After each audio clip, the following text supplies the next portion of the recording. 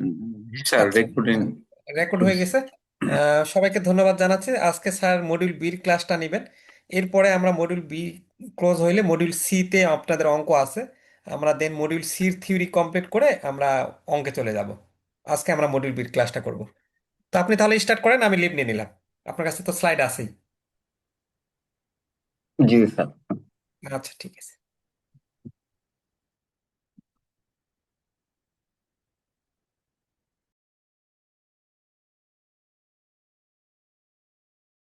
আসসালামাইকুম এভরিওয়ান। আজকে আসলে গত কাল থেকে আমার ঠান্ডা লাগায় কারণে একটু কণ্ঠস্বর চেঞ্জ হয়ে গেছে। আসলে আপনারা এটা বুঝবেন, এখন ওয়েদার চেঞ্জ হচ্ছে, আপনারা সুস্থ থাকবেন। তো আচ্ছা, আজকে আমাদের আমরা একটু শুরু করি।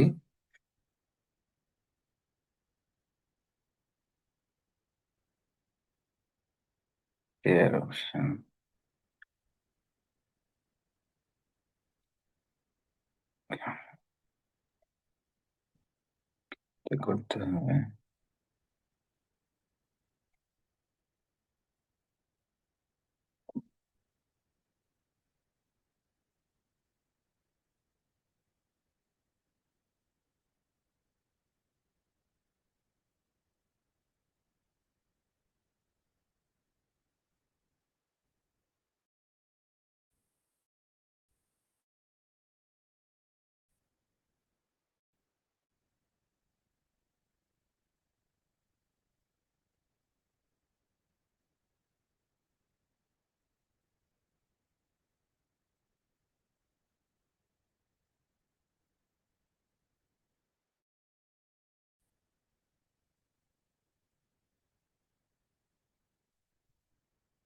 একটু ইন্টারাপ্ট হচ্ছে।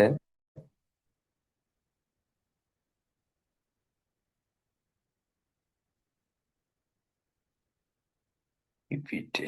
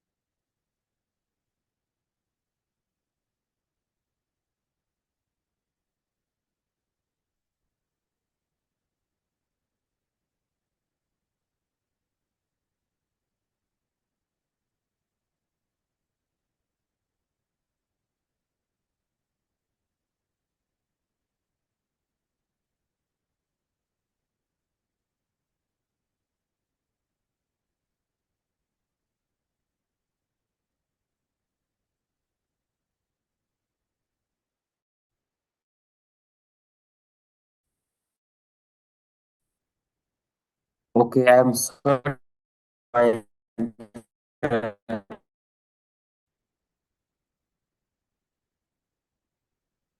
আজকে আমাদের ক্রেডিট অপারেশন এন্ড ম্যানেজমেন্টের দ্বিতীয় ক্লাস। তো এই ক্লাসটার আমরা নেম দিয়েছি principles of sound lending and credit process and investigation, মানে অনেকগুলো আজকে আমরা আলোচনা করব। তার মধ্যে প্রথম প্রশ্ন: সুষ্ঠু ঋণের নীতিমালা আলোচনা করো। একজন ভালো ঋণ গ্রহীতা কিভাবে নির্বাচন করবেন? আপনারা যখন ব্যাংকে লোন দিবেন, আসলে কি দেখে মনে করবেন যে এই ঋণ গ্রহীতা ভালো? আসলে আমার চা আপনারাই এটা বেশি ভালো জানেন। তো আমরা জানি যে 6C বা 5C কথা যেটা জানি আমরা, সেটা হলো: 1 নম্বর character, capacity, capital, collateral, condition এবং ক্রেডিট হিস্টোরি। এই 6টা বিষয় আমরা দেখব। ক্যারেক্টার এগুলো আমরা জানি, ক্যারেক্টার বলতে ঋণ গ্রহীতার খ্যাতি, সততা এবং ঋণ পরিশোধের ইচ্ছা নির্দেশ করে। ক্যাপাসিটিটা হচ্ছে তার আয় কত বা তার কোন কোন খাত থেকে আয় করে সেই জিনিসটা আমরা দেখতে পারি।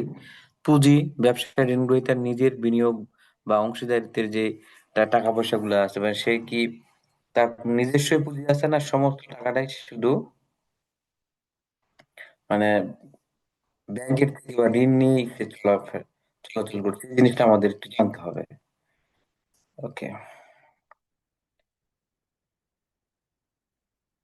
দেন জামানত, আপনি যে ঋণটা দিচ্ছেন তার এগেনস্টে আপনি অবশ্যই জামানত নেবেন, এবং আমরা জানি যে একটা ভালো জামানত একটা লোনের ক্ষেত্রে আমরা 80% পর্যন্ত জামানতের এগেনস্টে লোন দিয়ে থাকি।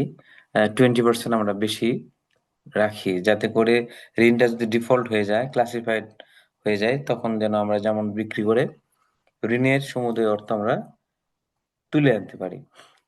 দেন হচ্ছে পরিস্থিতি, কন্ডিশন, বর্তমান অর্থনৈতিক এবং শিল্পক্ষেত্রে অবস্থা যা ঋণ গ্রহীতার ঋণ পরিশোধ ক্ষমতাকে প্রভাবিত করতে পারে। তো এটার চাইতে আমার কাছে মনে হয় এই যে কন্ডিশন তো বটেই, 6 নাম্বার যা ক্রেডিট ইতিহাস। আপনারা যে সিআইবি করে থাকেন, এই সিআইবি তে আপনি দেখবেন আসলে সে ঋণ গ্রহীতাটা পূর্বের যে ঋণ গ্রহণ করেছে যে কোনো ব্যাংক থেকে, তার এটা পরিশোধ করার রেকর্ডটা কেমন, এটার উপর ডিপেন্ড করেও কিন্তু আমরা তাকে একজন ভালো ঋণ গ্রহীতা অথবা খারাপ ঋণ গ্রহীতা হিসেবে ক্লাসিফাইড করতে পারি। দেন 2 নম্বর হচ্ছে সাউন্ড লেন্ডিং বলতে আপনি কি বুঝেন? সাউন্ড সাউন্ড লেন্ডিং বলতে হচ্ছে যে আসলে একটা ভালো মানের হচ্ছে আপনার কাউকে ধার দিবেন, ঋণ দিবেন। ভালো ঋণ বলতে কি বোঝায় এটাই আমরা বলবো। সাউন্ড লেন্ডিং হলো সতর্ক ও দায়িত্বশীলভাবে ঋণ প্রদান করা, যাতে ঋণ গ্রহীতা সময় মতো ঋণ পরিশোধ করতে পারে এবং ব্যাংকে রিস্ক কম থাকে। এতে সঠিক ক্রেডিট মূল্যায়ন, ঝুঁকি ব্যবস্থাপনা এবং স্পষ্ট ঋণ নীতি অনুসরণ করা হয়, যাতে খারাপ ঋণ এড়ানো যায়। সাউন্ড লেন্ডিং যেভাবে তৈরি করবেন সেটা হলো 1 নাম্বার, সঠিক ক্রেডিট মূল্যায়ন, স্পষ্ট ঋণ নীতি, পর্যাপ্ত জামানত নিতে হবে। ওই যে বললাম একটু আগে যে আপনি যে ধরেন একজনকে 80,000 টাকা ঋণ দিচ্ছেন, তার কাছ থেকে মিনিমাম 1 লক্ষ টাকার কোলাটেরাল বা জামানত গ্রহণ করতে হবে। নিয়মিত পর্যবেক্ষণ, ঋণ দিয়ে বসে থাকবো না আমরা, আমরা তাকে মাঝে মাঝে পর্যবেক্ষণ করব, সুপারভাইজ করব। দেন বলছে যে ঝুঁকি ব্যবস্থাপনা, ঋণ প্রদানের ঝুঁকি চিহ্নিত করে তা কমানোর ব্যবস্থা করতে হবে, মানে আগেই মেজারমেন্ট নিতে হবে যে মানে একটা লোন দেওয়ার পর ক্লাসিফাইড হয়ে যাওয়ার পর সেটাকে আর ওখান থেকে তুলে আনা সম্ভব না। আমার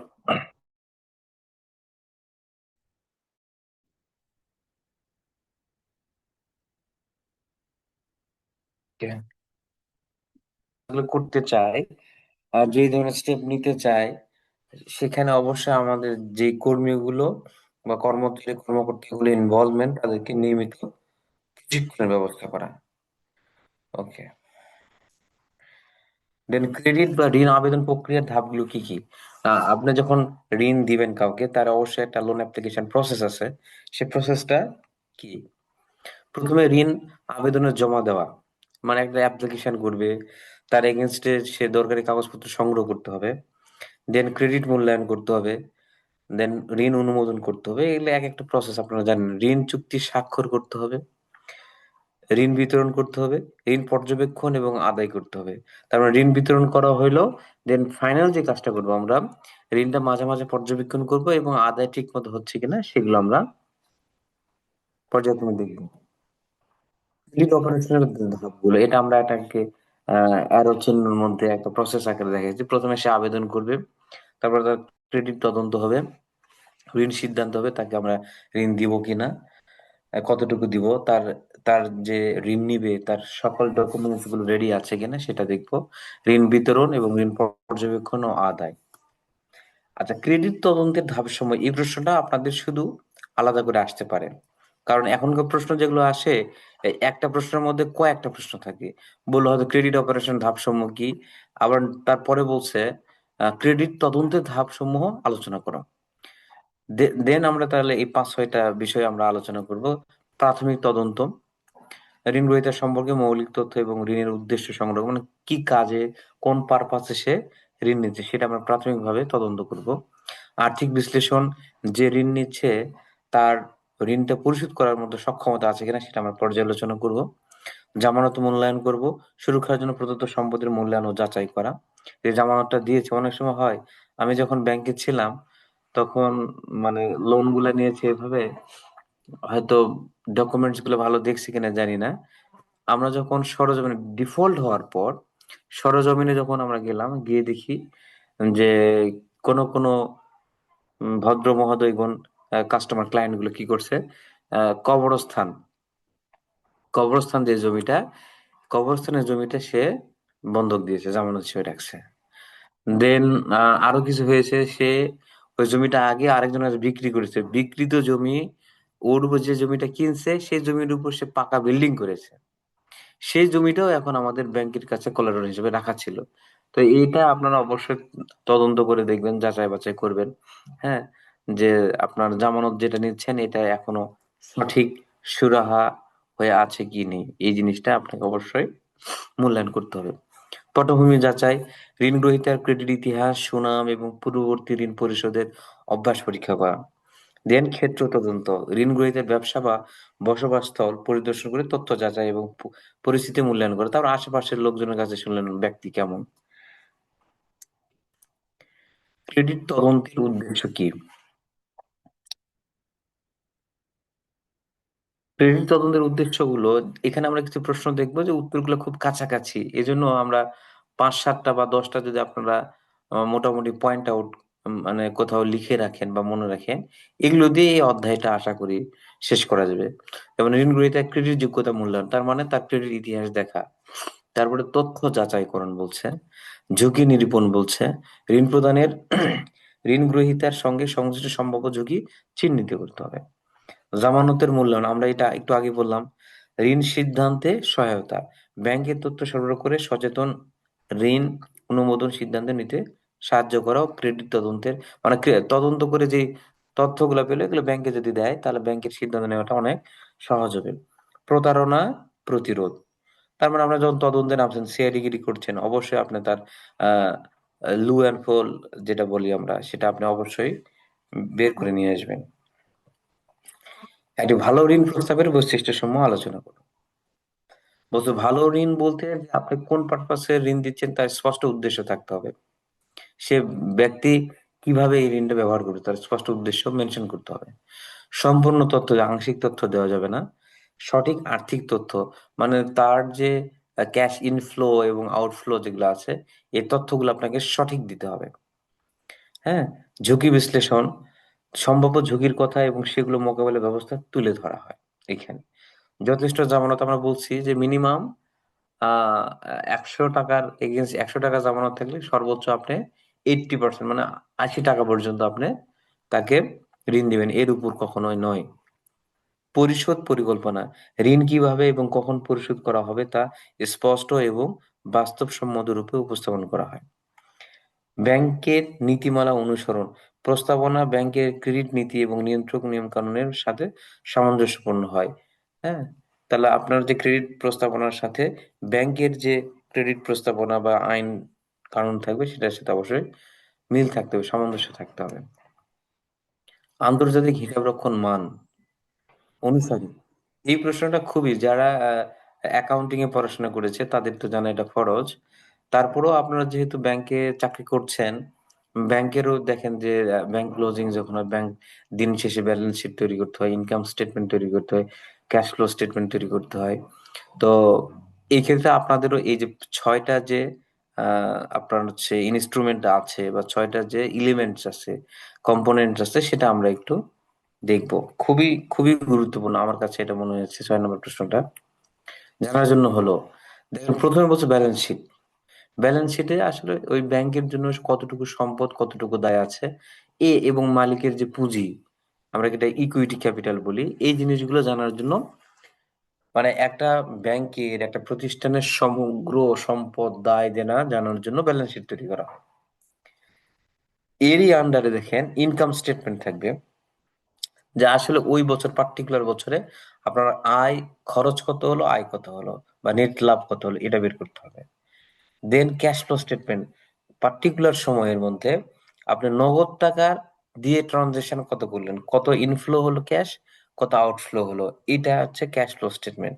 দেন ইকুইটির পরিবর্তনের বিবৃতি যেটা বলছে, তার মানে মালিকের যে মূলধন ছিল, সেই মূলধন গত বছর কত ছিল, এই বছর এসে কতটুকু পরিবর্তন হলো সেটা বের করা যায় ইকুইটি পরিবর্তনের মাধ্যমে। ওকে। দেন 5 নম্বরে বলছে কি, notes to the financial statements. শুধু নোটস লিখলেও হবে, হ্যাঁ।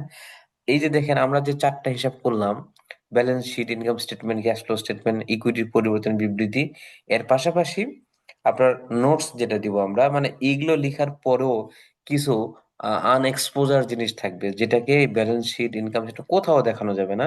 সেগুলো আমরা কি করব, এই নোটসে দেখাবো। এবং আপনি কোন হিসাবটা কিভাবে করেছেন, সম্পদটার মধ্যে এই সম্পদ কেন আসলো, এই এই জিনিসগুলো সঠিকভাবে আপনি ব্যাখ্যা দিবেন কোথায়, নোটসে।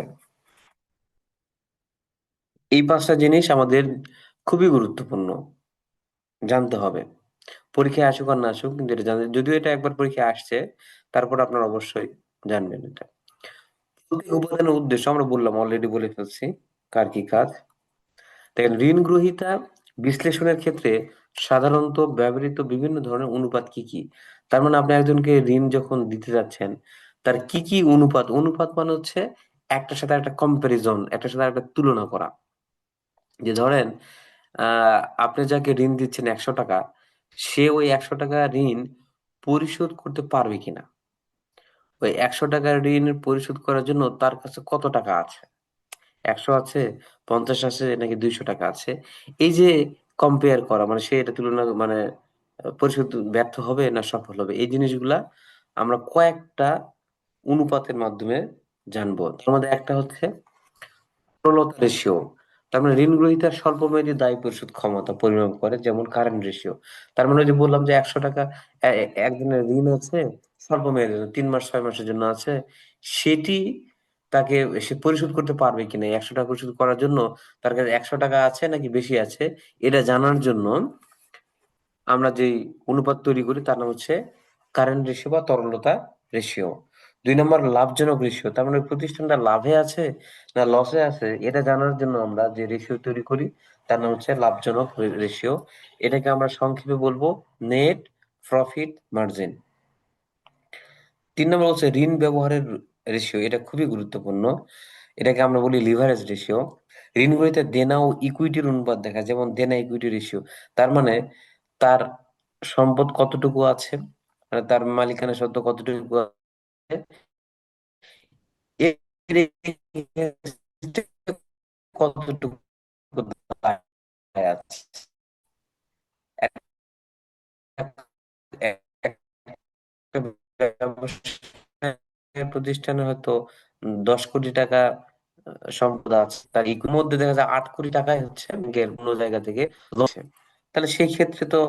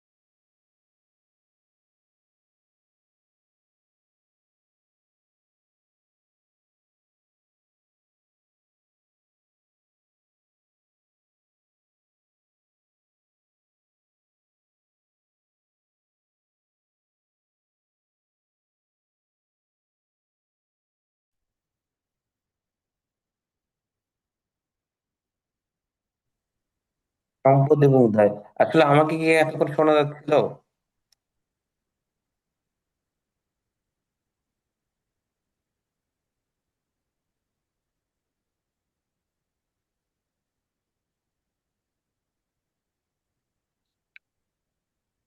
তাহলে একটা আর্থিক প্রতিষ্ঠানে মূলত কয়টা বিষয় থাকে, সেটা হলো, এক নম্বর হলো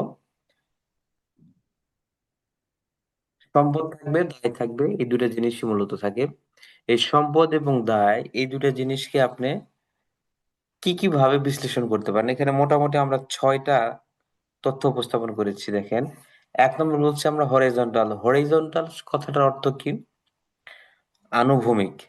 মানে আমরা যে যেরকম একটা হোয়াইট বোর্ড যদি চিন্তা করি, তার মানে প্রস্থটা হচ্ছে প্রস্থটা হচ্ছে হরিজন্টাল, মানে একটার পাশে আরেকটা যখন বসে, এই দুটার মধ্যে যখন কম্পেয়ার করা হয়, এটাকে বলছে আমরা হরিজন্টাল বিশ্লেষণ। ভার্টিক্যালটা কিন্তু আলাদা। ভার্টিক্যালটা হচ্ছে, দেখেন, আপনার এটা পাশাপাশি না, এটা উপর থেকে নিচ, মানে একটা হোয়াইট বোর্ডকে যদি আপনি কল্পনা করেন, সেক্ষেত্রে আপনি আহ উপর থেকে শুরু করে আপনি নিচে আসবেন, বা নিচ থেকে শুরু করে উপরে যাবেন, এটাকে আমরা ভার্টিক্যাল। এটাকে আমরা যদি লিখার মাধ্যমে দেখা একটু, জাস্ট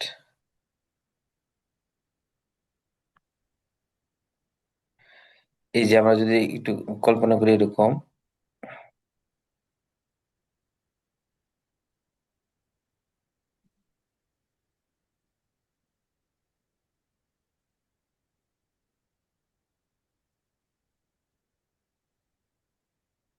এইটা হলো আমাদের কি, এটা হলো হচ্ছে ভার্টিক্যাল।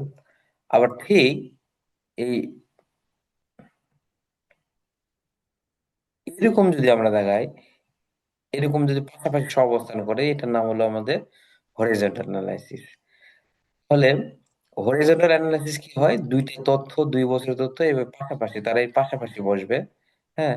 আর ভার্টিক্যালের ক্ষেত্রে হয় কি, এই যে উপর থেকে শুরু হয়েছে এইভাবে নিচ পর্যন্ত আসবে, এটাকে বলা হচ্ছে ভার্টিক্যাল বিশ্লেষণ। ওকে, দেন হচ্ছে রেশিও বিশ্লেষণটা হচ্ছে কি, এখানে দেখেন বেশ কয়েকটা জিনিস থাকে। লিকুইডিটি, মুনাফা এবং দায়িত্বের রেশিও ব্যবহার করে কোম্পানির কর্মক্ষমতা ও আর্থিক স্বাস্থ্য মূল্যায়ন করা হয়। তো উদাহরণ হিসেবে বর্তমান অনুপাত, কারেন্ট রেশিও হিসাব করে দেখা যায় যে কোম্পানি তার স্বল্পমেয়াদী দেনা পরিশোধ করতে পারবে কিনা। ওই যে কারেন্ট রেশিওর কথা যেটা আমি বললাম, এটাকে কয়েকটা আবার আছে, current ratio, asset test ratio, সেগুলো আমরা অঙ্ক করার সময় ইনশাল্লাহ দেখবো। নগদ প্রবাহ বিশ্লেষণ।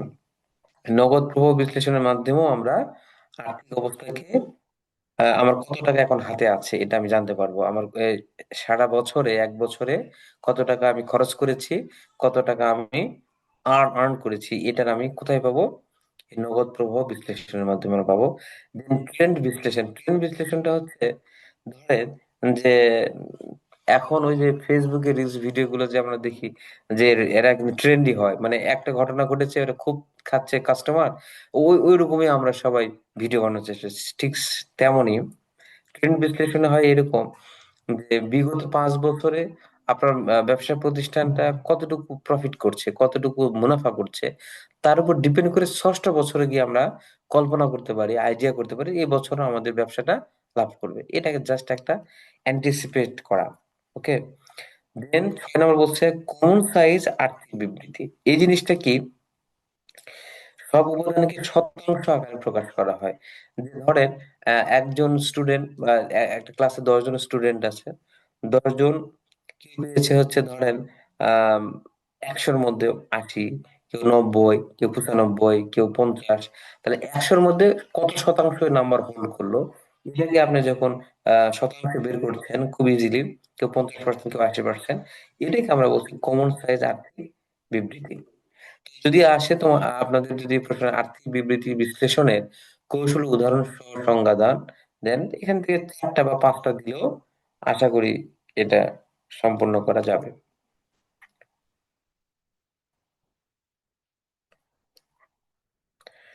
দেন আমরা দেখছি একটি, এটা চাই না।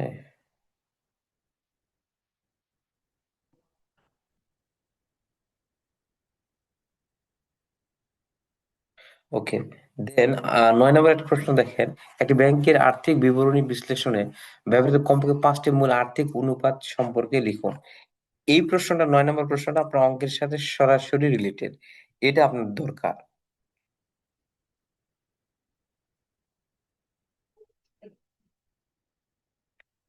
দেন 1 নম্বর দেখেন, ক্যাপিটাল অ্যাডুকেসি রেশিও, এটা CAR দ্বারা প্রকাশ করবো আমরা। ব্যাংকের ঝুঁকিপূর্ণ সম্পদের তুলনায় পুঁজি পরিমাপ মাপতে ব্যবহৃত হয়, যাতে সম্ভাব্য ক্ষতি মোকাবেলা করা যায়। মানে আসলে আপনার সম্ভাব্য ক্ষতিগুলো কি হতে পারে সেই অনুপাতে আপনার টাকা রিজার্ভ করে রাখা, যে ভবিষ্যৎ ক্ষতি হলে আমরা সেটাকে মোকাবেলা করব। Then non performing loan, NPL ratio, default হয়ে গেছে অথবা ডিফল্ট হতে পারে এইরকম ঋণের শতাংশ নির্দেশ করে, যা সম্পদের গুণমান বোঝায়। যে ধরেন আপনি 100 টাকা বাজার পোর্টফোলিও আকারে আপনি ঋণ দিচ্ছেন, এর মধ্যে কত শতাংশ ঋণ আপনার ক্লাসিফাইড হয়েছে, হয়তো 20% বা 10%। যদি 10% ক্লাসিফাইড হয়, নন নন পারফর্মিং হয়, সেক্ষেত্রে আপনার ব্যবসার প্রতিষ্ঠানের ব্যাংকের সম্পদের গুণমান ভালো বোঝাবে। আর যদি 50% যদি NPL হয়ে যায়, তার মানে বোঝা যাচ্ছে সম্পদের অবস্থা একেবারে শোচনীয়। দেন রিটার্ন অন অ্যাসেট, এই অ্যাসেট মানে বোঝাচ্ছে ওই প্রতিষ্ঠানের যত সম্পদ আছে, ওই সম্পদ ব্যবহার করে কত টাকা আপনি ইনকাম করছেন, সেটা হচ্ছে আপনার রিটার্ন অন অ্যাসেট। ওই ধরেন ওই ব্যাংকের আপনার 100 টাকা ধরেন পুঁজি, ওই 100 টাকাকে ব্যবহার করে আপনি মোট কত টাকা ইনকাম করলেন, এটার নাম হলো রিটার্ন অন অ্যাসেট। দেন দেখেন ওইটার সাথে আরো রিলেট রিটার্ন অন ইকুইটি।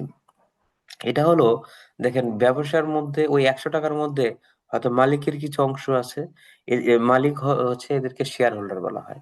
আপনারা জানেন শেয়ার হোল্ডার এবং ঋণদাতার মধ্যে কিন্তু পার্থক্য আছে। একটা ব্যাংকের বা একটা কোম্পানির যারা শেয়ার ক্রয় করে, তারা ওই কোম্পানির বা ব্যাংকের শেয়ার হোল্ডার হয়ে যায়। আর ঋণদাতা হচ্ছে যে আলাদা, ঋণদাতা তো ঋণ দিল, ওরা শুধু সুদ পাবে, ঋণদাতারা ঋণের এগেনস্টে সুদ পায়। কিন্তু শেয়ার হোল্ডার যারা হয়, তারা বছর শেষে বা সময় শেষে তারা কি পাবে, লভ্যাংশ পায় বা আর্নিং পার শেয়ার পায়, ঠিক আছে। তো এই রিটার্ন অন ইকুইটিটা হচ্ছে শেয়ার হোল্ডারদের যতটুকু পুঁজি, এরা বাইরে থেকে যে ঋণ নিয়েছে এটা না, শেয়ার হোল্ডারদের যে ক্যাপিটাল, সেই ক্যাপিটাল ব্যবহার করে কতটুকু ইনকাম করেছে, তার নাম হচ্ছে রিটার্ন অন ইকুইটি। লিকুইডিটি রেশিওটা কি? ধরেন ওই যে আমি একটু আগে বললাম যে স্বল্প মেয়াদে আপনি 3 মাস 6 মাসের জন্য যতটুকু ঋণ নিয়েছেন বাইরে থেকে, শর্ট টার্ম লোন, এই লোন পরিশোধের জন্য আপনার কতটুকু টাকা হাতে রাখতে হবে, এটা যাচাই করার জন্য লিকুইডিটি রেশিও তৈরি করা হয়। আমরা একটা আদর্শ মান জানি হচ্ছে 2:1। তার মানে আপনার যদি 100 টাকা দায় থাকে, এই দায় তৎক্ষণাৎ মেটানোর জন্য আপনার মিনিমাম 200 টাকা, 200 টাকা মূল্যের সম্পদ থাকতে হবে, নগদ টাকা থাকতে হবে, যাতে করে আপনার ওই স্বল্প মেয়াদী ঋণগুলো সহজেই পরিশোধ করতে পারেন। ওকে। দর্শক বলতে একটি প্রতিষ্ঠানের ব্যালেন্স শিটে বিভিন্ন ধরনের সম্পদ এবং দায়বদ্ধতার বিবরণ দেওয়া হয়, কি কি? তো একটু আগে বললাম যে একটা আর্থিক অবস্থার বিবরণীতে সম্পদ, চলতি সম্পদ থাকে, মানে আমি বলছিলাম সম্পদ থাকে, দায় থাকে। সম্পদগুলোকে আমরা বেশ কয়েকটা ভাগে শ্রেণীবিন্যাস করেছি, দেখেন। 1 নম্বর বলা হচ্ছে চলতি সম্পদ, যেমন এগুলো সম্পদগুলো খুব অল্প সময়ের মধ্যে, 1 বছর, উইদিন 1 ইয়ারের মধ্যে ক্যাশে কনভার্ট করা যায়, এগুলো কি বলছে আমরা চলতি সম্পদ। স্থায়ী সম্পদ, যেগুলো দীর্ঘমেয়াদী সম্পদ, যা 1 বছর কেন 2 বছর 5 বছর বেশি লাগে যে ক্যাশে কনভার্ট করতে, যেমন হলো জমি, ভবন, যন্ত্রপাতি, এই জিনিসগুলো আমরা বলবো কি স্থায়ী সম্পদ। আর কিছু অস্পর্শনীয় সম্পদ আছে, আহ যেগুলো ধরা যায় না, ছোঁয়া যায় না, কিন্তু ফিল করা যায়, যেমন হলো প্যাটেন্ট, তার ট্রেডমার্ক, সুনাম বা গুডউইল। এই জিনিসগুলো কিন্তু দেখে না আপনি আমি ধরতে পারবো না এগুলাকে। একটা ব্যাংক খুব ভালো চলছে, মানে আপনি শুনছেন খুব ব্র্যাক ব্যাংক খুব ভালো চলছে, কথার কথা, হ্যাঁ, তাহলে এটা হচ্ছে ওই ব্যাংকের সুনাম, এতে করে সে বেশি বেশি কাস্টমার পাবে, স্বাভাবিক। তো এই ধরনের অস্পর্শনীয় সম্পদ থাকে একটা ব্যাংকের বা প্রতিষ্ঠানের। দেন বিনিয়োগ, ব্যাংক বিভিন্ন মেয়াদে, দীর্ঘমেয়াদে, স্বল্প মেয়াদে বিনিয়োগ করছে, এই জিনিসগুলো বিনিয়োগের মধ্যে আসবে। এরপর আসবে দায়, অর্থ সংস্থার ব্যালেন্স শিটে রিপোর্টকৃত দায়ের বিভিন্ন শ্রেণীবিন্যাস। দেখেন চলতি দায়, যেগুলো ওই 1 বছরের মধ্যে পরিশোধ করতে হবে, যেমন অনুদার, স্বল্পমেয়াদী দায়, হ্যাঁ, এই জিনিসগুলো হচ্ছে চলতি দায়। দীর্ঘমেয়াদী দায় কোনগুলা? যেমন 1 বছর বেশি সময় পরে পরিশোধযোগ্য ঋণ, যেমন দীর্ঘমেয়াদী ঋণ এবং বন্ড, এগুলো হচ্ছে দীর্ঘমেয়াদী দায়। আর সম্ভাব্য দায়টা কি জিনিস? যে এই দায়টা এখনো ঘটে নাই, ধরেন এটা ঘটবে, এটাকে ঘটতে পারে, এমন দায়কে আমরা বলি সম্ভাব্য দায়। যেমন আপনারা যারা ডিফল্ট হয়ে যায় তাদের এগেনস্টে কেস করেন, কেস করে দেখা গেল যে তার কাছ থেকে কিছু পাওয়া যাচ্ছে না, তার কোনো সম্পত্তি সে অবশিষ্ট রাখেনি, তাহলে এই যে দায়টা অ্যারাইজ হবে, লাইবিলিটি অ্যারাইজ হবে, হতে পারে সামনে, এটার নামই হচ্ছে সম্ভাব্য দায়। এই জিনিসগুলো আমরা মূলত আর্থিক অবস্থার বিবরণীতে তুলে ধরি। আর্থিক বিবরণী বিশ্লেষণের উদ্দেশ্য কি? এটার কিছু উদ্দেশ্য আছে, দেখেন। বলছে এই প্রশ্নগুলো আপনার প্রায় প্রশ্নে আপনি রিপিট করতে পারবেন। আর্থিক কর্মক্ষমতা মূল্যায়ন করা, আর্থিক অবস্থান নির্ধারণ করা, লাভজনকতা মূল্যায়ন, সরলতা বিশ্লেষণ, শক্তি ও দুর্বলতা চিহ্নিতকরণ, সিদ্ধান্ত গ্রহণের সহায়তা, এই জিনিসগুলো আর্থিক বিবরণী প্রস্তুত করা বিশ্লেষণের একটা উদ্দেশ্য। যে আপনার প্রতিষ্ঠানটা কেমন চলছে, অবস্থান কেমন, স্ট্রং, উইক, নাকি আর তার চেয়ে বেশি খারাপ অবস্থা। হ্যাঁ, যেমন আমরা ইকোনমিক সিচুয়েশনকে 3 ভাগে যদি ভাগ করি, সেটা হচ্ছে নর্মাল, তারপর বুম, আর আরেকটাকে আমরা রিসিশন, এই 3টা স্টেটে যদি আলোচনা করি, তার মধ্যে আপনার প্রতিষ্ঠানটা কোন স্টেটে বিরাজ করছে, বুমে, নর্মালে, না রিসিশনে, মানে মন্দ অবস্থায়। জি মা, এই যে আমি একটু ক্লাস নিচ্ছি মা। দেন আপনার হচ্ছে ওখানে নাই, দেন লাভজনকতা মূল্যায়ন, এটা করার জন্য কোম্পানির ওই যে আমরা একটু আগে বললাম নেট প্রফিট মার্জিন রেশিও করলাম, এই জিনিসগুলো আমরা করি। এগুলা দিয়ে আমরা একটা আর্থিক অবস্থার কি কি অবস্থা একটা ব্যাংকের বা একটা প্রতিষ্ঠানের, এগুলা পরিমাপ করতে পারি আমরা।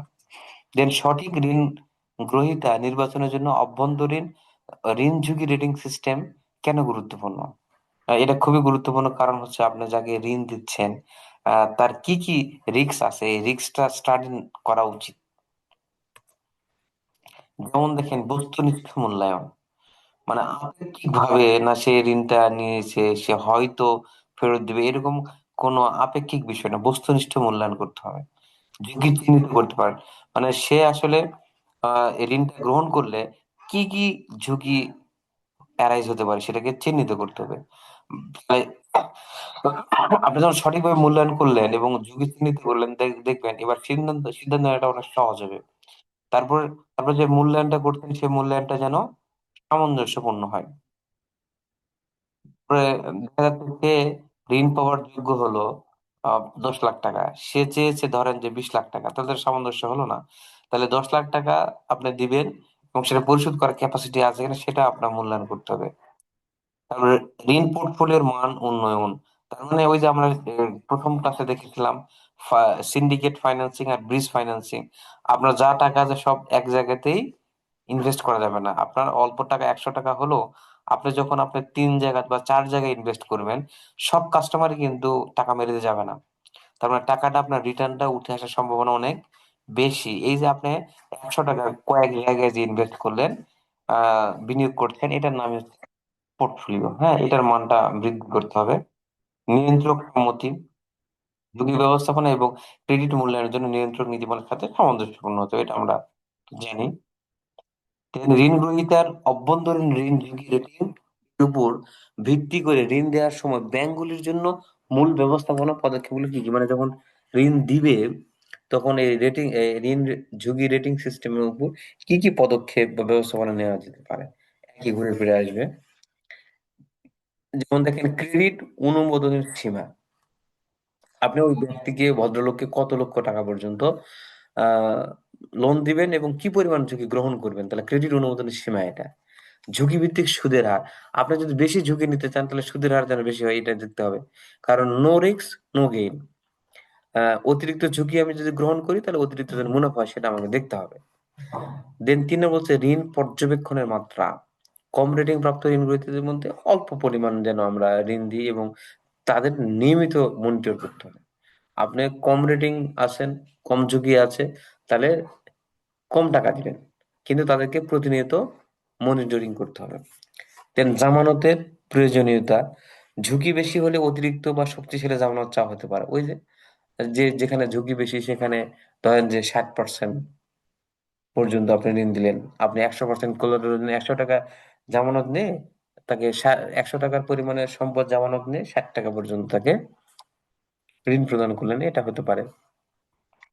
ঋণ পর্যালোচনা ও নবায়ন, এই জিনিসগুলো আপনারা একটু দেখে নিন। ঋণ আদায়ের কার্যক্রম, খুবই খারাপ রেটিং পাওয়া ঋণ গ্রহীতার জন্য আগেভাগে ঋণ আদায় বা পুনর্গঠন পরিকল্পনা শুরু করতে হবে। যারা টাকা দিতে যাচ্ছে না ওদের কাছে বারবার যেতে হবে। বাংলাদেশ ব্যাংকের অভ্যন্তরীণ ঋণ ঝুঁকি রেটিং সিস্টেম অনুসারে ক্রেডিট ঝুঁকি রেটিং এর বিভিন্ন বিভাগের বৈশিষ্ট্যগুলো কি কি, স্যার দেখি আমরা। এই ঝুঁকিগুলোকে কয়েকটা ক্যাটাগরিতে ভাগ করা হয়েছে। যেমন কম ঝুঁকি, মানে এরা মোটামুটি ঋণ নেয় বা একটু দেরি হলেও টাকা পয়সা পরিশোধ করবে, এদের কোনো সমস্যা নাই, সময় মতো ঋণ পরিশোধ করে। মধ্যম ঝুঁকি বা গুড স্যাটিসফ্যাক্টরি, এরা হলো কি ঋণ নেয় কিন্তু একটু মাঝে মাঝে হয়তো দুই একজন একটু দুর্বল হয়ে যায়, ঋণ পরিশোধ করতে একটু অসমর্থ হয়, তারপরও সময় মতো ম্যানেজ করে ফেলে, আপনার ঋণটা পরিশোধ করবে। এটা হচ্ছে মধ্যম ঝুঁকি বা স্যাটিসফ্যাক্টরি লেভেল দ্বারা। তারপর হচ্ছে বিলো স্যাটিসফ্যাক্টরি, মানে উচ্চ ঝুঁকি যাদের।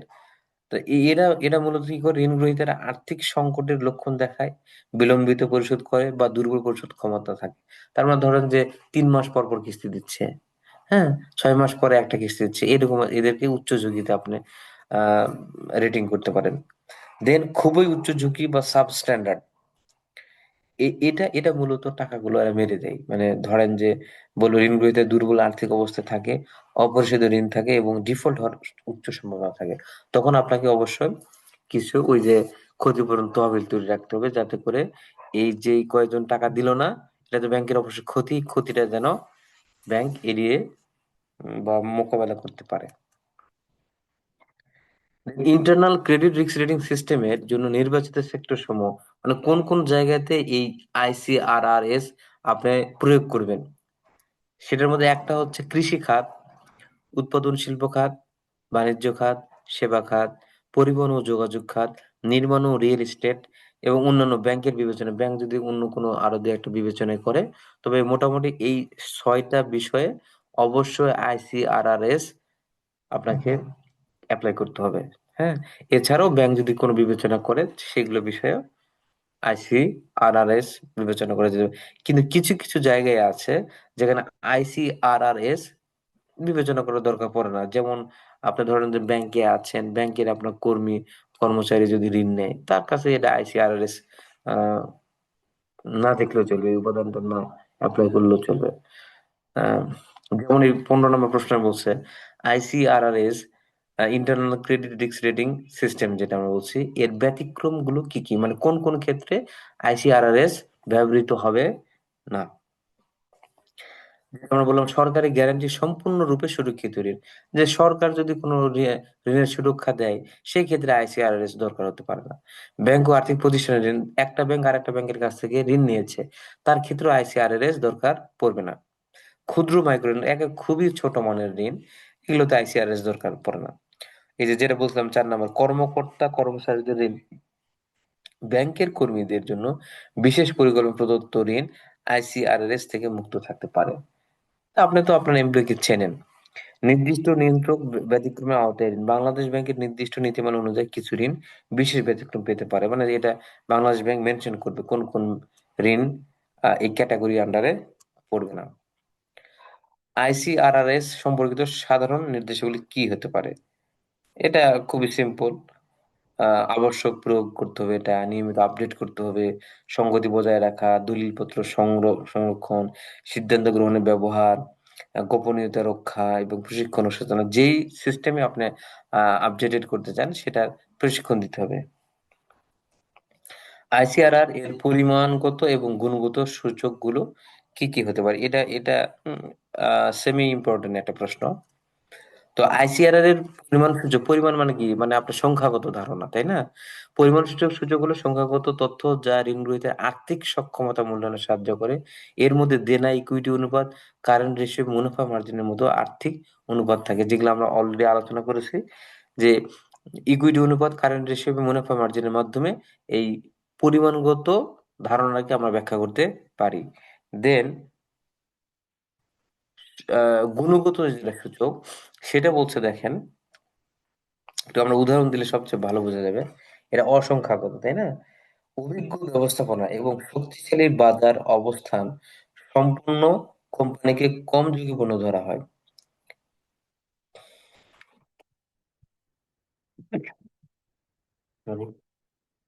তার মানে একটা প্রতিষ্ঠান ভালো বা মন্দ চলছে এটা সংখ্যা দিয়ে না, এটা বরঞ্চ স্ট্যান্ডার্ড, কত ভালো চলছে, এটা গুণগত সূচক। এখানে সেটাই বলছে আর কি। পরিমাণগত ঝুঁকি পরিমাপের পরিমিতিগুলো, মানে কি কি পরিমিতি বা প্যারামিটার দিয়ে বা কি কি ইন্ডিকেটর দিয়ে আইসিআর এর আমরা পরিমাপ করতে পারি। এর মধ্যে একটা হলো ডিফল্টের সম্ভাবনা। এটা কিন্তু মোটামুটি একটা ভালো, মানে ব্যাংকের জন্য আপনাকে জানতেই হবে যে আপনার কত পার্সেন্ট লোন পরিশোধে ব্যর্থ হচ্ছে, এটা আপনার জানতে হবে। এটাকে আমরা আপনারা সহজে মনে রাখতে পারেন, প্রবাবিলিটি অফ ডিফল্ট মানে PD, P for probability, D for default, হ্যাঁ। দেন ডিফল্ট হলে ক্ষতির পরিমাণ, যে ধরেন যেই ঋণ গ্রহীতাগুলো ডিফল্ট হয়ে যাচ্ছে তাদের সম্ভাব্য ক্ষতি কতটুকু, সেটা আপনাকে এলজিডি, লস গিভেন ডিফল্ট, এটা বের করতে হবে। দেন ডিফল্টের সময় এক্সপোজার, এটাকে বলা হয় ডিফল্টের সময় ব্যাংকের ঋণ গ্রহীতার উপর মোট এক্সপোজারের পরিমাণ, মানে আসলে মানে যখন ডিফল্ট হয়ে যাচ্ছে তার মোট পাওনা কত, এটা।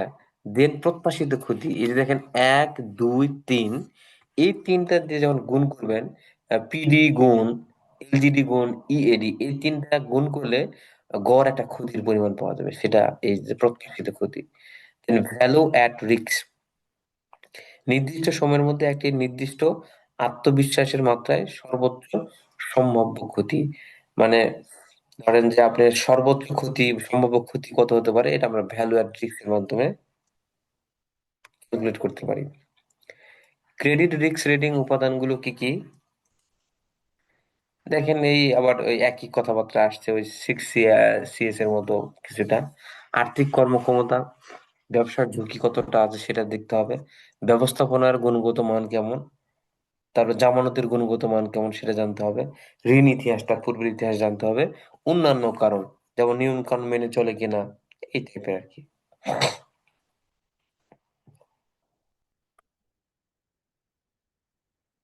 ওকে, একটি ব্যাংকের পুনরুদ্ধার ইউনিট,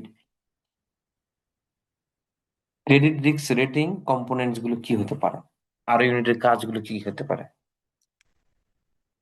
তো প্রথমে দেখেন কাজ হবে এর খেলাপি ঋণ চিহ্নিত করা, কোনগুলো হচ্ছে ডিফল্ট হচ্ছে সেগুলোকে চিহ্নিত করবে, এটাই তার প্রধান কাজ রিকভারি ইউনিটের। খেলাপিদের সাথে যোগাযোগ করা, কেন তারা দিচ্ছে না, তাদের কি সমস্যা সেগুলো বের করা। পরিশোধের পরিকল্পনা করা, মানে কি কি ভাবে এই ঋণগুলো তারা পরিশোধ করে রিকভার করতে পারে সেটার একটা পরিকল্পনা করবে। আইনি পদক্ষেপ, কোনোভাবেই যদি না পারে তাহলে আইনি পদক্ষেপ গ্রহণ করবে।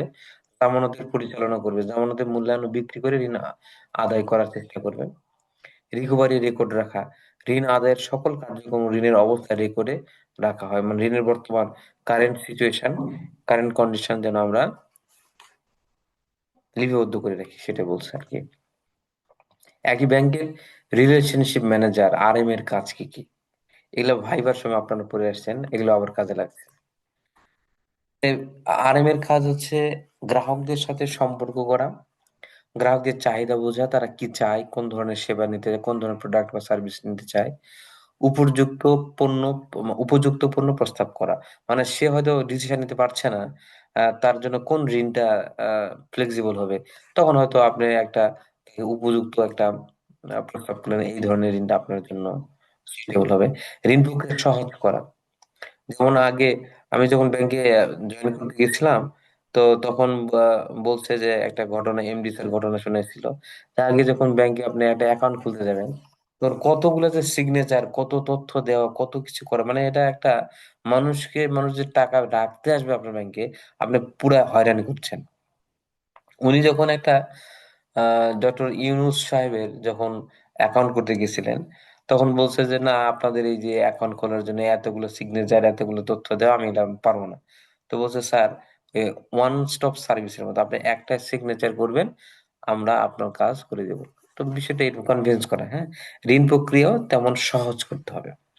অনেক জটিলতা যদি করেন তাহলে, তবে যেগুলো ডকুমেন্টস নেওয়া দরকার অবশ্যই নিবেন, তারপরও কাজটা ফ্লেক্সিবল যেন হয় সেটা সেদিকে লক্ষ্য রাখতে হবে। গ্রাহকের অ্যাকাউন্ট পর্যবেক্ষণ করা, এটা তো অবশ্যই, যে আসলে টাকা আছে কিনা, সময় মতো পরিশোধ হচ্ছে কিনা, এটা আহ, জানা এবং প্রয়োজনে ফোন দেওয়া যে স্যার আপনি তো টাকাটা জমা দেন না এখনো, আপনার তো ইনস্টলমেন্ট এত তারিখে ছিল, এগুলো খোঁজ খবর রাখা এবং তাকে আর্থিক পরামর্শ প্রদান করা, এগুলো আপনার ব্যাংকে করেনি, জাস্ট এটা থিওরিটিক্যাল একটা রূপ দিবেন কাজগুলা। একটি ব্যাংকের ক্রেডিট অ্যাডমিনিস্ট্রেশনের বা বিভাগের কাজগুলো কি কি? ঋণ কাগজপত্র প্রস্তুতি, অনুমোদনের অনুমোদিত ঋণের বাস্তবায়ন, ওকে, নীতিমালা অনুসরণ পর্যবেক্ষণ, রেকর্ড সংরক্ষণ, ঝুঁকি ব্যবস্থাপনার সহায়তা, রিকভারি সমন্বয়, এই কাজগুলো ক্যাট ডিপার্টমেন্ট করে থাকে। ব্যাংকগুলিতে ঋণ ব্যবস্থাপনার ভূমিকা কি? এটা একটা প্রশ্ন, এটা দেখেন 96তম এবং 98তমতে আসছে, ব্যাংকগুলিতে ঋণ ব্যবস্থাপনার ভূমিকা। ঋণ গ্রহীতার ক্রেডিট যোগ্যতা মূল্যায়ন, এই যে আগের প্রশ্নের অ্যান্সার আবার কপি পেস্ট দেখেন। ঋণ গ্রহীতার ক্রেডিট যোগ্যতা মূল্যায়ন, খারাপ ঋণের ঝুঁকি কমানো, যেগুলাতে ধরেন ঋণ খেলাপের সম্ভাবনা কোনোভাবে কমানোর চেষ্টা করতে হবে। ঋণ কার্যক্রম পর্যবেক্ষণ করতে হবে, সে সঠিক মতো টাকা পয়সা দিচ্ছে কিনা এটা দেখা। নীতিমালা অনুসরণ নিশ্চিত করা, মানে ব্যাংকের যে রুলস রেগুলেশন ছিল সেগুলো মেনটেন করে ঋণটা দেওয়া হয়েছে কিনা। এর সুষম ঋণ পোর্টফোলিও বজায় রাখা, তার মানে সমস্ত টাকা এক জায়গায় না দিয়ে ভিন্ন ভিন্ন খাতে ঋণ দেয়া। ব্যাংকের মুনাফা বৃদ্ধিতে সহায়তা করা, ঝুঁকি সঠিকভাবে পরিচালনা করে মুনাফা বাড়াতে সাহায্য করে। ঝুঁকি যদি আপনি কমাতে পারেন, দেন আপনার অবশ্যই মুনাফা বাড়বে। একটি ব্যাংকের ঋণ কার্যক্রমের সাথে সম্পর্কিত কার্যকলাপগুলো বর্ণনা করে, এটা দেখেন খুব রিসেন্ট কোশ্চেন, পঞ্চম বিপিতে আসছে। ব্যাংকের ক্রেডিট অপারেশনের সাথে সম্পর্কিত কার্যক্রম: ঋণ আবেদন প্রক্রিয়াজাতকরণ, ক্রেডিট তদন্ত করা, ঋণ অনুমোদন, ঋণ কাগজপত্র প্রস্তুতি, ঋণ বিতরণ, ঋণ পর্যবেক্ষণ, ঋণ আদায় ব্যবস্থাপনা, মানে এগুলা একটা স্টেপ বাই স্টেপ কাজ, এগুলো আর কি, একটা কাজ হয়ে গেলে আরেকটা কাজ হবে। তো সম্ভবত আমার এই পর্যন্ত ছিল। আজকে আমাদের আরেকটা আছে, সেটা হলো আহ, একটা কেস স্টাডি ছিল। কেস স্টাডিটা কোথায় গেল? কেস স্টাডিটা আমরা একটু দেখবো।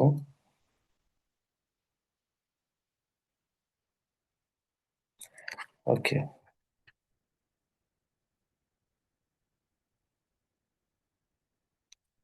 কেস স্টাডিটা খুবই সহজ কেস স্টাডি ছিল আজকেরটা, 2 নম্বর চ্যাপ্টার না?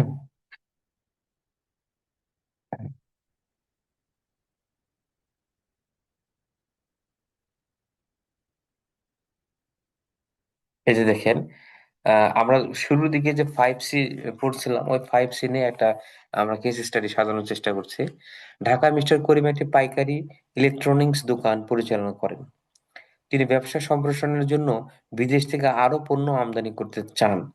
ওকে, এজন্য তিনি XYZ ব্যাংক লিমিটেড ঋণের জন্য আবেদন করেন। ব্যাংকের সম্পর্ক ব্যবস্থাপক মানে RM যিনি, তার ব্যবসার বিবরণ, আর্থিক বিবৃতি ও জামানতের কাগজপত্র সংগ্রহ করেন। ব্যাংক সাউন্ড লেন্ডিং এর নীতি অনুসরণ করেন, ওই যে আমরা সাউন্ড লেন্ডিং কি কি ছিল সেগুলো আমরা একটু আগে পড়লাম। সেখানে 5C অফ ক্রেডিট, যেমন character, capacity, capital, collateral and condition, এই যে পাঁচটা পড়ছিলাম। এবং আরেকটা ছিল ক্রেডিট ইতিহাস, ক্রেডিট হিস্টোরি। এই মোটামুটি ছয়টা, আর এখানে বলছে পাঁচটা উপাদান তারা অনুসরণ করে। এর ভিত্তিতে তার যোগ্যতা যাচাই করে, যাচাই ও সাইট ভিজিটের পর, তার ব্যবসা প্রতিষ্ঠান ভিজিটের পর ব্যাংক তার ফেরত দেওয়ার সক্ষমতা অনুযায়ী একটি মাঝারি পরিমাণ ঋণ অনুমোদন করে। প্রশ্ন হলো, ব্যাংকগুলো কোন কোন সাউন্ড লেন্ডিং নীতি অনুসরণ করে ঋণ প্রদান করে? তো মোটামুটি 5 ধরনের সাউন্ড লেন্ডিং তারা দেখে। ব্যাংক সাধারণত নিরাপত্তা, তাদের সেফটি দেখবে, তাদের তারল্য দেখবে, মানে টাকাটা যে নিবে সে পরিশোধ করতে পারবে কিনা তারল্য দেখবে। প্রফিটাবিলিটি, ওই ব্যবসাটা কি প্রফিট হয় কি হয় না সেটাও দেখতে হবে। উদ্দেশ্য, মানে কোন উদ্দেশ্যে নিচ্ছে, সে টাকা নিয়ে বিদেশ চলে যাবে কিনা সেটাও জানতে হবে আপনাকে। এবং এই তার টাকার উৎসের, টাকার আসার যে ডাইভার্সিফিকেশন আছে কিনা, নাকি এক জায়গাতে সে টাকাটা ইনভেস্ট করে, এই জিনিসগুলো আপনাকে জানতে হবে। এই 5টি নীতি অনুসরণ করে একটা ব্যাংক ঋণ প্রদান করে থাকে। দেন বলছে 2 নম্বর, 5Cs অফ ক্রেডিট এর মাধ্যমে ঋণ গ্রহীতা যাচাইয়ের গুরুত্ব কি? তো এটাও আমরা অলরেডি পড়ে ফেলছি, যে 5C মধ্যে character, capacity, capital, collateral and condition. দেখেন প্রত্যেকটার মাধ্যমে কি বোঝাচ্ছে। ক্যারেক্টার দ্বারা বোঝায় তার সততা এবং সুনাম, যে লোকটার কথার দাম আছে কিনা। ক্যাপাসিটি মানে ঋণ পরিশোধের সক্ষমতা, মানে আপনি হয়তো 1 লাখ টাকা ঋণ দিলেন ব্যাংক থেকে, সে এটা পরিশোধ করতে পারবেন না, সক্ষমতা আছে কিনা। দেন ক্যাপিটাল হলো তার আর্থিক শক্তি। 4 নম্বর কোলাটারাল হলো ঋণের নিরাপত্তা। তার মানে আপনি 1 লাখ টাকা ঋণ দিয়েছেন, নিশ্চয়ই আপনি হয়তো 1,20,000 টাকার বা 1,30,000 টাকার সম্পদ আপনি রেখেছেন, তার জমির দলিল বা এই টাইপের কিছু, এটা ধরে নেওয়া হবে। 5 নম্বর হচ্ছে কন্ডিশন দ্বারা বোঝায় ব্যবসা বা অর্থনৈতিক পরিবেশ। ওকে, 3 নম্বর প্রশ্ন বলছে, ঋণ প্রদানের আগে গ্রাহকের ব্যবসা সম্পর্কে জানা ব্যাংকের জন্য কেন গুরুত্বপূর্ণ? হ্যাঁ, টাকাটা সে নিল, সে ফেরত দিবে কিনা এটা আমার জানতে হবে না? গ্রাহকের ব্যবসা সম্পর্কে জানা খুবই গুরুত্বপূর্ণ, কারণ এতে ব্যাংক বুঝতে পারে ঋণটি কতটা ফলপ্রসূভাবে ব্যবহৃত হবে এবং ব্যবসা থেকে আয় পর্যাপ্ত হবে কিনা, এই জিনিসগুলো অবশ্যই সে দেখে রাখবে। এখানে সম্ভবত তিনটা হ্যাঁ, 3টা প্রশ্ন আছে ডিফারেন্স, আপনারা দেখে নেবেন। তারপর আমি একটু বলি যে কোয়ান্টিটেটিভ বনাম কোয়ালিটেটিভ ইন্ডিকেটর আমরা অলরেডি পড়ে ফেলছি। তারপরে দেখি প্রকৃতি হচ্ছে কি সংখ্যার মাধ্যমে পরিমাপ করা হয়, এবং গুণগত মানে কেমন দক্ষতা নিয়ে কেমন সুনাম আছে, এটা আমরা এই কোয়ালিটেটিভ ইন্ডিকেট করি। তথ্যের ধরন, হিসাব ও পরিসংখ্যানের উপর ভিত্তি করে কোয়ান্টিটেটিভ ইন্ডিকেটর চলে। আপনারা যখন পড়বেন তখন অবশ্যই এইভাবে পড়বেন, যে পার্থক্য পড়ছেন, ভিত্তিগুলো আপনি জাস্ট মনে রাখবেন, যে প্রকৃতি কি, যে এটা সংখ্যাগত, এটা গুণগত। তথ্যের ধরনটা হচ্ছে কি, এটা হিসাব ও পরিসংখ্যান উপর ভিত্তি করে, এটা অভিজ্ঞতা ও পর্যবেক্ষণের উপর নির্ভর করে। জাস্ট তথ্যের ধরনটা আপনি মনে রাখলেন, তাহলে এটা লিখতে পারবেন। উদাহরণ কি, লাভ রেশিও বা বিক্রয় বৃদ্ধি, ব্যবস্থাপনা দক্ষতা বা ব্যবসায়িক সুনাম। এভাবে আসলে মনে রাখা সহজ। ক্রেডিট ইনভেস্টিগেশন বনাম ক্রেডিট অ্যানালাইসিস। ইনভেস্টিগেশন মানে তো আসলে তদন্ত করা, তাহলে অর্থ ও ঋণ গ্রহীতার তথ্য সংগ্রহ করা। আর ক্রেডিট অ্যানালাইসিস মানে ঋণ পরিশোধের সক্ষমতা বিশ্লেষণ করা। তাহলে এটা প্রাথমিক, ইনভেস্টিগেশনটা হয় প্রাথমিক পর্যায়ে, আর ক্রেডিট অ্যানালাইসিসটা হয় ঋণ পরিশোধের সক্ষমতা, এটা প্রাথমিক পর্যায়ে, কিন্তু আগে তথ্য সংগ্রহ করা তারপরে না অ্যানালাইসিস করা, বিষয়টা এরকম। মূল কাজ তথ্য ও ব্যাকগ্রাউন্ড যাচাই করা, আর এর মূল কাজ হচ্ছে আর্থিক অবস্থা মূল্যায়ন করা। উদাহরণ, ঠিকানা, ব্যবসা, সুনাম যাচাই করা, এটা হচ্ছে ক্রেডিট ইনভেস্টিগেশন। আর ক্রেডিট অ্যানালাইসিস মধ্যে বলছে হিসাব বিবরণী ও রিস্ক বিশ্লেষণ করা। দেন লাস্ট কোশ্চেন, ক্রেডিট মনিটরিং বা ক্রেডিট রিকভারি। অর্থ হচ্ছে দেখেন, ঋণের অবস্থা নিয়মিত নজরদারি করা। মনিটর মানে কি, নজরদারি করা। আর ক্রেডিট রিকভারি হচ্ছে খেলাপি বা বকেয়া ঋণ আদায় করা। যে ঋণগুলা খেলাপি হয়ে গেছে বা বকেয়া আছে, সেগুলো আদায় করার প্রসেস করা হচ্ছে ক্রেডিট রিকভারি। ধাপ হচ্ছে ঋণ চলাকালীন সময়টা মনিটরিং করা হয়। আর এই ক্রেডিট রিকভারিটা কখন হয়, যখন বকেয়া হয়ে যায়, খেলাপি হয়ে যায়, তারপরে এই কাজটা শুরু হয় ক্রেডিট রিকভারি। উদাহরণ, কিস্তি পরিশোধ ও হিসাব পর্যবেক্ষণ করা। আর দেন ক্রেডিট রিকভারিতে নোটিশ বা মামলার মাধ্যমে ঋণ আদায়। তার কারণ সে তো ডিফল্ট হয়ে গেছে, ডিফল্ট হওয়ার পর ক্রেডিট রিকভারি করেন আপনি। হ্যাঁ, ওকে, এই ছিল আজকে আমাদের ক্লাস। আহ আশা করি আমাদের মাঝখানে একটু ইন্টারাপ্ট হয়ে গেছিল। আপনারা আমাকে শুনতে পেয়েছেন কিনা একটু, মাঝখানে একটু সময় একটু ঝামেলা হয়ে গেছিল। আপনারা কয়েকজন মাত্র আছেন, আমার ক্লাসটা শুনতে পেয়েছেন কিনা। আহ আপনি না বলছেন মানে আমার কথাগুলো হয়তো শোনা যায় নাই। আসলে এই ক্লাসগুলো ছিল থিওরি, ক্লাসগুলো ছিল, আপনারা এই থিওরিগুলো নিজেরাই পারবেন। ইনশাল্লাহ আমরা নেক্সট ক্লাস যেটা করব সেটা সি পার্টের ম্যাথমেটিক্স, যেটা আছে 10 মার্কের ম্যাথ আসবে, সেটা আমরা অবশ্যই মনোযোগ দিয়ে করব। তবে এই ক্লাসগুলো কি জানেন, ধরেন আপনারা তো ব্যস্ত থাকেন পড়াশোনার সময়, হয়তো একটু কম পান। যাতে করে আমরা কিন্তু গল্প শুনলে, ক্লাসটা যদি শুনি, দেন আমাদের মনে থাকে বিষয়টা, বা তখন এই শোনা জিনিসটা পরীক্ষায় বসে কিন্তু আপনি লিখতে পারবেন, এই একটা সুবিধা আপনি পাবেন। আর আর কারো কোনো কনফিউশন বা কোনো প্রশ্ন যদি থাকে, please raise your hand and ask to me what is your question. I will try my best to answer your question. না হলে আমরা প্রায় 11:30 বেজে গেছে, ক্লাস শেষ করবো। আপনাদেরও সারা দিনের কর্মব্যস্ততার মধ্যে দিয়ে সময় পার করেছেন, অতিবাহিত করেছেন, আবারও এই ক্লাস করতে হচ্ছে। হ্যাঁ, এটা আসলে মানে একটা কি বলবো, বোরিং একটা জিনিস। হ্যাঁ, তবে আপনাদের যে ম্যাথ গুলো আমি ইনশাল্লাহ একটু সময় নিয়ে প্রতিটা টপিক একটু সময় নিয়ে নিয়ে আপনাদের বলবো, যাতে আপনাদের বুঝতে সুবিধা হয়। হ্যাঁ, আশা করছি রাসেল স্যারকে দেখা যাচ্ছে। হ্যাঁ, আপনি কোনো স্যার প্রশ্ন করতে চান?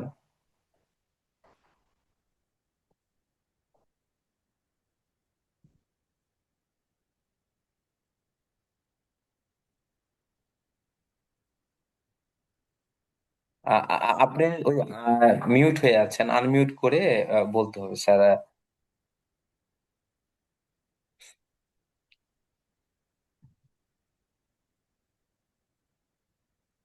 স্যার আমরা শুনতে পাচ্ছি না আপনাকে। আপনি একটু আনমিউট করেন।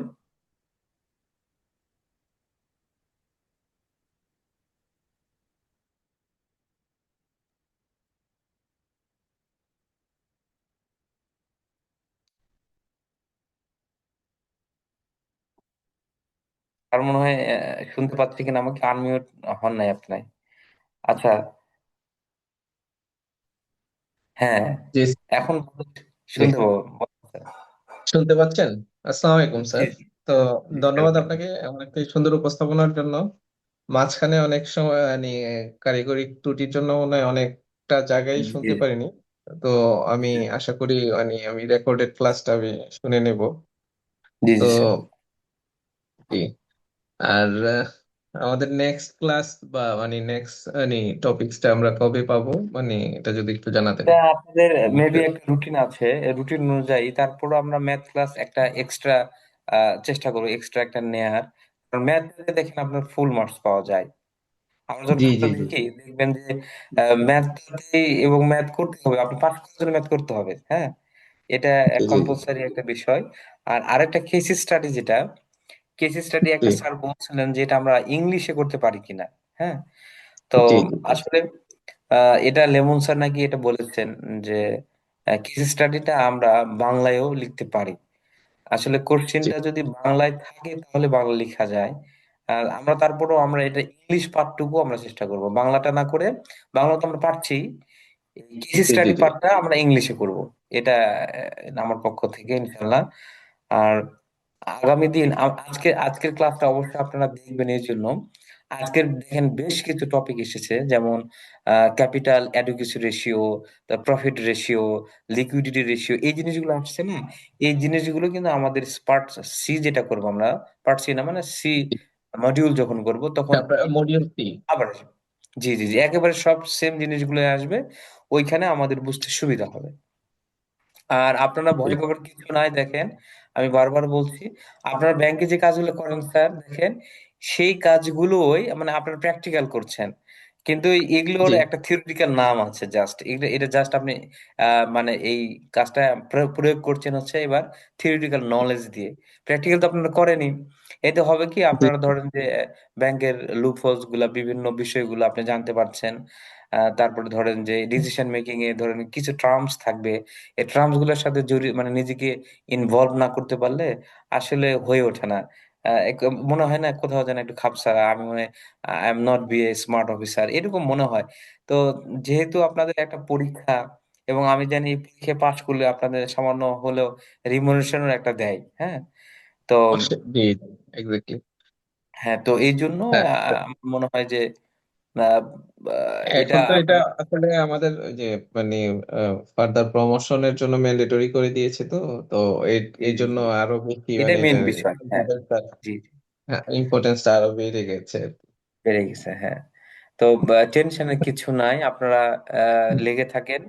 প্রতি বছরই প্রশ্ন কমনই আসে, হয় না অনেক সময় যে বিপর্যয়, যে একটা কথা আছে না যে দেবালয় নগর পুরিলে দেবালয় কি এড়ায়, এরকম একটা কথা আছে কিন্তু, তাই না? তা আসলে নগর জি যদি পুড়ে যায়, ওটা দেবালয় পুড়ে যাবে, এটা স্বাভাবিক। কোনো বছর যদি হ্যাফাজত হয়ে যায়, সেটা তো আমরা জি। ওই উদাহরণের মধ্যে নিয়ে আসবো না। এটা আই থিঙ্ক আপনারা না, বুঝেন। হ্যাঁ, এক্সেপশনাল এক্সেপশনাল কোনো এক্সাম্পল হয় না আর কি। এক্সাম্পল হতে পারে না। জি জি জি জি, হ্যাঁ। এই জন্যই তো আমরা চেষ্টা করছি। এইগুলো শুনতে মানে বোরিং ক্লাস আসলে আপনারা জানেন। তারপরে কি হচ্ছে, আপনারা যদি একটু খালি শোনেন, না না এরপরে না, হবে যেটা কি, হয় কি যে ক্লাসটা আমি লাইভ ক্লাসে হয় কি ওই যে আপনার যখন আমরা মানে এক্সামে বসি বা কি করি তখন ওই যে আপনার একটা হয়তো আলোচনাটা একটা ক্লিক করলে মাথায় তখন ওই যে হয় যে ওইটা মানে সিনারিটা বেশি উঠে যে ওই যে জি এটার জি এই জি, এটাই, সিনারিওটা জি এটাই জি আর কি। স্যার, ঠিক আছে আপনি। হ্যাঁ, তারপরেও আমি একটু অসুস্থ ছিলাম।